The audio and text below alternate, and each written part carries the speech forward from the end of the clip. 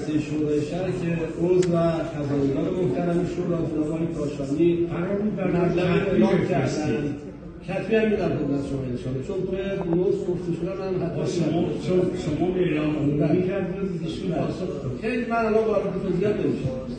یک مصاحبه بنده کرده بودن و با محاسبات مبلغ اعلام کردن چند نکته رو جناب آقای پیرانی چند نکته رو بگم.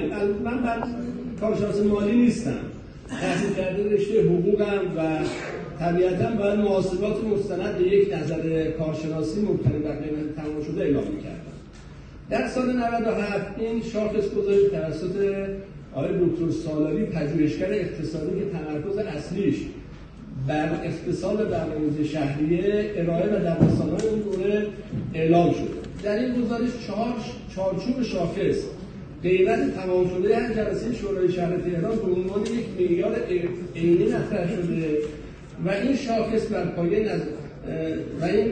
بر پایه نظریه اقتصادی طراحی شده و مصوبات شورای شهر به عنوان کالای نهایی این نهاد در نظر گرفته. این عدد و رقم نه تنها در اون زمان رد نشد، بلکه در سال 1401 هم توسط عضو محترم شورا جناب آقای امانی مجددا تکرار شد و در آن زمان هم رسانه‌ای شد. همین که چرا به نظر جناب آقای امانی پاسخ داده نشد و به نظر بنده واکنش نشان داده شده خود جای تأمل داره. بنده این رقم اعلامی را به سامانه‌هایی که سرویس محاسبه تورم آنلاین بر اساس شاخص رشد تورم منابع رسمی با لحاظ سال مبدأ و محاسبه آن در سال مقصد دارند وارد کردند. اونها به اساس نرخ رشد تورم مبلغ بیش از 7 میلیارد تومان رو برای هر جلسه در سال 1404 محاسبه کرد. در نظر اول این عدد قابل قبول جناب چندان، چرا که در ابتدای امر میتوان با محاسبه ساده قیمت دو ساختمان چند ده هزار متری و استهلاک اون و تعداد زیاد کارکنان که در اون مستقر هستن به این مبلغ رسید و نیاز به محاسبه قیمت چای یا بیسکویت و شکلات شورا نیست.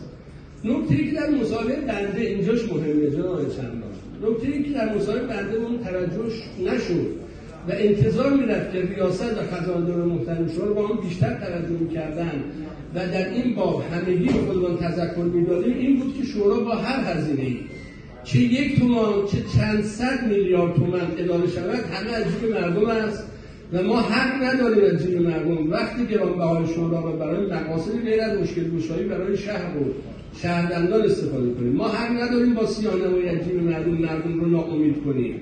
ما حق نداریم در شورای شهر نسخ سیاسی انتخابات در دیده شدن خودمون کنیم. اگر ما مدعی هستیم که مأموریت نظارتی داریم به کف خیابون بریم، به مراتب و سازمان‌ها و شرکت‌ها بریم، به پای مدیران اجرایی بریم و اگر نیاز بود اونجا تذکر بدیم و اونجا اونها رو به هر حال موضوعات رو پیگیری کنیم. چطور برخی از اعضای محترم شورا که حتی در یکی از 195 افتتاحیه این 4 سال شرکت نکردن در سند شورا ادعای کمکاری میکنن. انشاءالله در جلسه بعدی من گزارش از حکمرانی مشارکتی دوره ششم در سند شورا ارائه میکنم تا همه بدونیم که در این دوره کار شده و دیگران روایت ساختن و انشاءالله مردم داور نهایی هستن. ممنون.